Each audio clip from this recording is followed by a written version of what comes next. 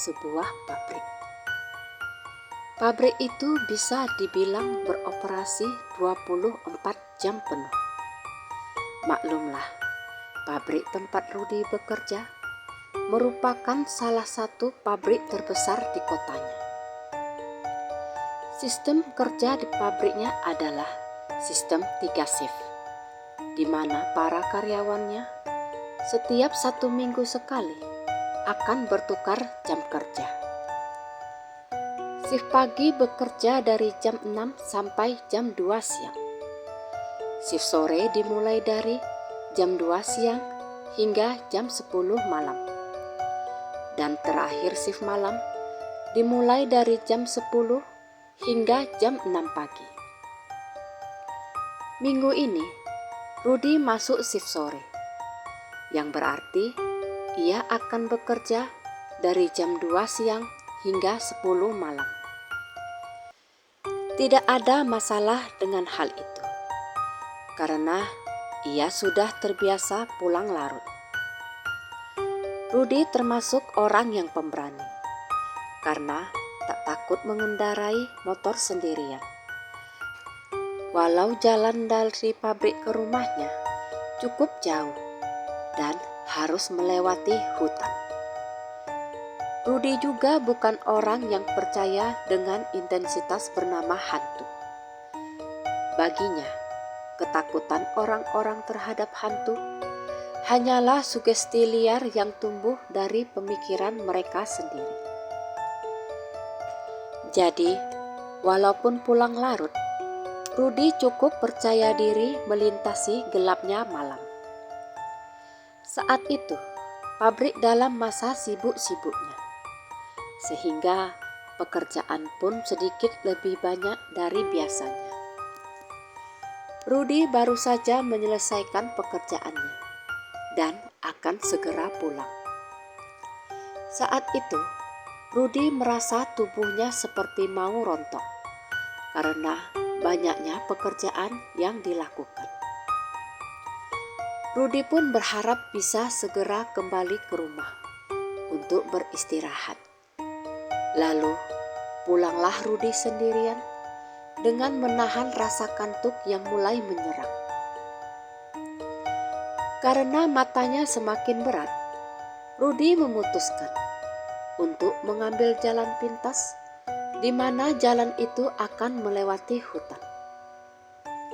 Rudi sering mendengar adanya larangan melewati jalan pintas itu. Karena melewati jalan itu berarti harus melewati sebuah jembatan yang menurut cerita-cerita orang sangatlah angker. Terlebih lagi orang yang sama sekali belum pernah ke sana. Tapi yang namanya Rudi, tentu saja ia tidak peduli. Yang penting, dia harus segera sampai di rumah. Keputusan itu pun akhirnya diambil. Dan benar saja, jembatan itu terbentang di depan matanya. Memang kalau dilihat-lihat, suasananya terasa suram. Tapi itu tidak melunturkan niat Rudi untuk segera melintasinya. Saat akan melewatinya, samar-samar Rudi melihat ada papan peringatan di sana dengan tulisan, "Ucapkan salam jika ingin memaksa lewat. Jangan mengumpat, apalagi berbuat yang enggak-enggak."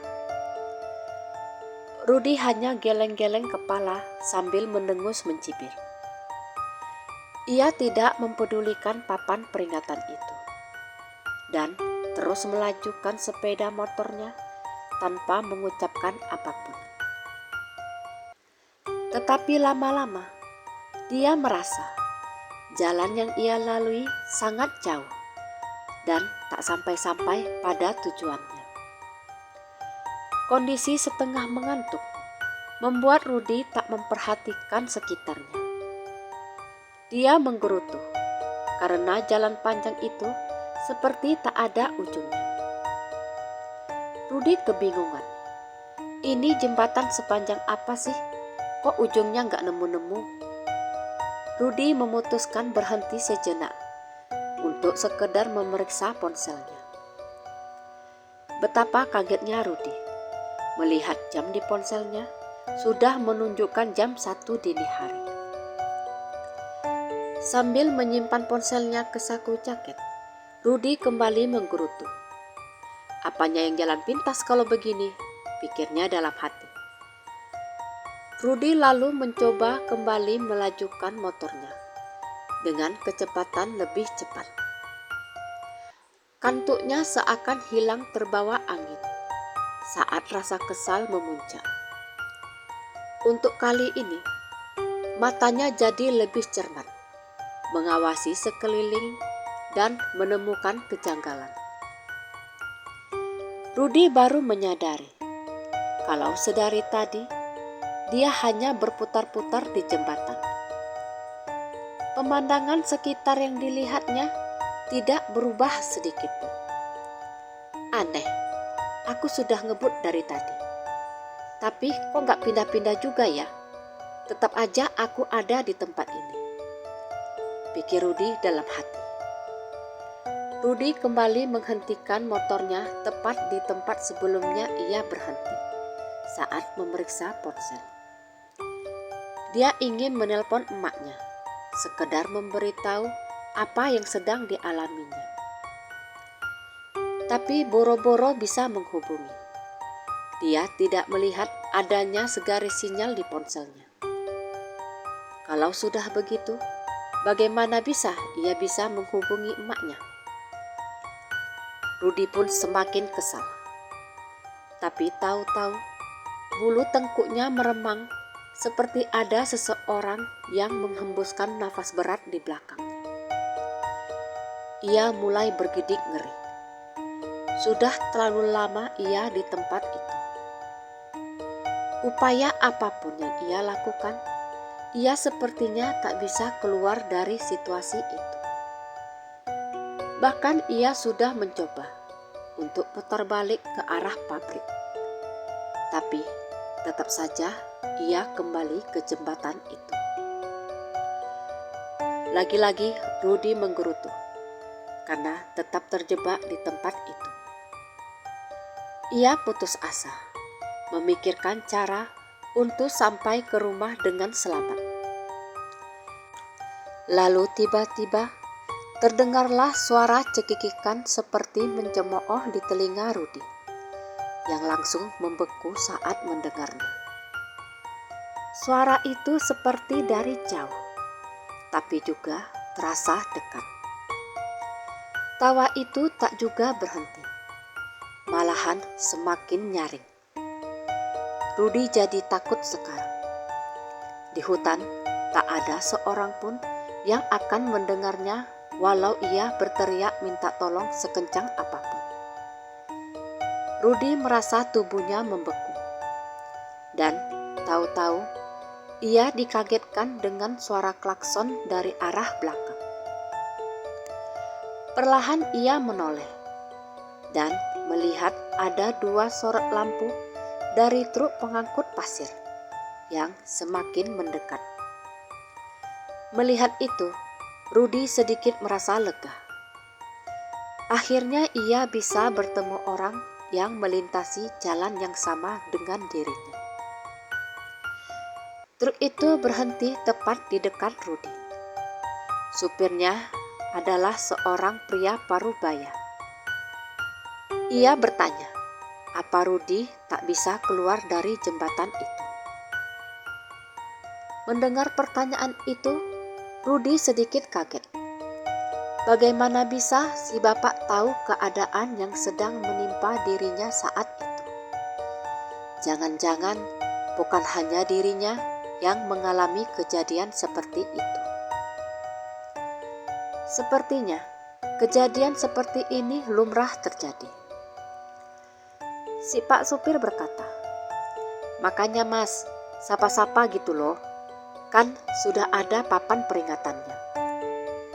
Mendengar itu, otak Rudi langsung beralih ke papan peringatan yang sempat dibacanya sebelum melewati jembatan. Soal itu, Sebelum Rudi menyelesaikan ucapannya, si bapak supir menyelanya dengan berkata, "Mas ndak percaya hantu atau makhluk sejenisnya ya?" "Ya nggak apa-apa sih, tapi ibarat kata, kita bertamu ke rumah orang, ya harus permisi toh. Begitu juga makhluk tak kasat mata. Mereka juga sebenarnya ingin dianggap ada. Walaupun Mas nggak percaya, tapi kan nggak ada salahnya mengucapkan permisi sebentar saja." Mendengar itu, Rudi hanya tertunduk malu. Dan tanpa sadar, kata maaf terucap dari bibirnya. Tapi di dalam hatinya, ia sedikit heran. Si bapak kok sepertinya tahu sekali apa yang ada di pikirannya. Melihat Rudi yang cuma terdiam, si bapak lagi-lagi tersenyum. Lalu berkata, "Ya sudah, gak apa-apa. Mas ikutin saya saja ya. Ayo saya antar." Rudi hanya mengangguk, lalu mulai menstarter motornya. Sepanjang perjalanan, si Pak Supir mengajak Rudi ngobrol. Menurut Pak Supir, lebih baik mereka mengobrol untuk mengusir rasa kantuk. Salah satu obrolannya tentang jembatan yang saat itu mereka lewati. Menurutnya, sudah banyak orang-orang yang tersesat di sana. Itu semua terjadi karena banyaknya orang yang tidak mengindahkan papan peringatan itu. Bukan hanya itu, kalaupun sudah mengucapkan salam, tapi masih ada juga yang tersesat. Biasanya hal itu menimpa orang-orang yang sepanjang jalan mengeluarkan kata-kata kotor atau bahkan berbuat yang tidak-tidak, seperti mabuk-mabukan atau melakukan perbuatan mesum di jembatan itu. Tidak bisa dipungkiri, karena sepinya suasana, terkadang ada muda-mudi yang nekat bermesraan di jembatan itu. Rudi yang mendengar celotehan si bapak hanya bisa manggut-manggut. Akhirnya, mereka sampai juga di ujung jembatan. Melihat itu, Rudi hampir mau nangis. Akhirnya, ia bisa keluar juga dari kesesatannya. Rudi melambatkan laju keretanya dengan maksud mau berterima kasih pada Pak Supir. Tapi truk itu nyatanya tak berhenti dan terus melaju. Bahkan si bapak supir hanya diam dan tidak menoleh sedikit pun pada Rudi. Truk itu terus melaju, semakin jauh hingga tak terlihat lagi. Tapi ya sudahlah, mungkin si bapak lagi terburu-buru, pikir Rudi. Pengalaman ini menurut Rudi cukup menakutkan. Niat hati ingin memotong jalan yang lebih dekat, tapi ia malah tersesat. Dan itu semua karena kesombongannya. Setelah keluar dari hutan, Rudi mempercepat laju kendaraannya. Dia ingin segera sampai di rumah. Wajah cemas plus suara repetan emaknya mulai membayanginya. Dan benar saja, begitu ia sampai di rumah, bahkan sebelum ia sempat mengucapkan salam, emaknya langsung merepet seperti rel kereta api. Wajarlah kalau emaknya marah. Saat itu jam sudah menunjukkan jam 3 pagi. Bahkan si emak sudah berusaha menelpon Rudi, tapi tidak bisa terhubung. Tiap emak menelpon, yang ada hanya pemberitahuan seperti nomor yang Anda hubungi sedang berada di luar jangkauan. Hal itu membuat emak cemas hingga ia tak bisa tidur. Setelah marah si emak mulai reda, Rudi pun menceritakan apa yang sudah dialaminya. Mulai dari dia pulang kerja, keputusannya mengambil jalan pintas, dia yang mutar-mutar di jembatan, hingga datangnya si supir truk pengangkut pasir yang menuntunnya keluar dari hutan. Mendengar itu, si emak tambah ngomel. Ia sangat marah dengan keputusan bodoh anaknya itu. Dari dulu emak memang selalu berpesan untuk sebisa mungkin menghindari yang namanya melewati jalan pintas. Menurut emak, jalan pintas jauh lebih berbahaya daripada jalanan di kota. Bukan hanya gangguan makhluk halus, tapi bisa saja datang dari orang-orang jahat yang memanfaatkan keadaan jalan yang sepi. Maling motor misalnya, atau yang lebih dikenal dengan istilah begal. Lebih baik tetap di jalan raya, yang biasanya tetap ramai dengan kendaraan yang berlalu lalang. Tapi saat Rudi menyebut soal truk pengangkut pasir, ekspresi si emak langsung berubah. Perubahan mimik wajah si emak membuat Rudi bingung. Kau yakin si supir itu manusia? Pertanyaan emak membuat Rudi kaget. Apaan sih mak? Kok gitu nanyanya? Pak supir itu baik loh. Kalau bukan karena dia, anak emak yang ganteng ini pasti masih nyangkut di jembatan itu, kata Rudi sambil bercanda. Emak menghela nafas berat. Bukan begitu, Rud. Soalnya emak pernah dengar kalau sekitar 5 bulan lalu ada ditemukan mayat yang mulai mengering di jembatan itu. Mayat itu seorang supir yang mengangkut pasir. Katanya, si supir gak bisa keluar dari jembatan itu. Setelah 5 hari menghilang, akhirnya dia ditemukan. Dan katanya si supir meninggal karena kelaparan dan dehidrasi. Jangan-jangan yang nolong kau tadi arwah si Pak Supir. Soalnya emak pernah dengar cerita yang sama dengan dirimu. Ada orang yang kesasar, tapi berhasil keluar karena bantuan Pak Supir. Mungkin Pak Supir tak ingin orang lain mengalami nasib seperti dirinya. Dan karena banyak orang kesasar di sana, orang-orang banyak menyebut jembatan itu dengan sebutan jembatan bingung. Rudi yang mendengarnya malah tertawa. Ada-ada aja lah si emak ini, pikir si Rudi. Bagaimana bisa si supir itu hantu? Dia kelihatan solid kok, pikir si Rudi. Bukannya hantu itu sering digambarkan sebagai sosok yang transparan. Emak yang melihat Rudi tertawa mengatakan bahwa kelihatan solid bukan berarti itu manusia nyata. Emak pun menghentikan obrolan mereka dengan menyuruh Rudi segera tidur, dan emak meminta untuk kedepannya Rudi jangan coba-coba melakukan hal nekat lagi, seperti mengambil jalan pintas. Tapi sebenarnya hati Rudi pun sedikit bimbang. Benarkah yang menolongnya tadi sebenarnya Pak Supir yang telah meninggal 5 bulan lalu? Apapun itu, Rudi tidak mau menanggung risiko dengan melewati jembatan itu lagi. Dan yang terpenting, ia tak mau membuat emaknya khawatir lagi. Tetapi perubahan yang paling mencolok setelah kejadian itu ialah Rudi tidak pernah meremehkan lagi tentang keberadaan makhluk astral.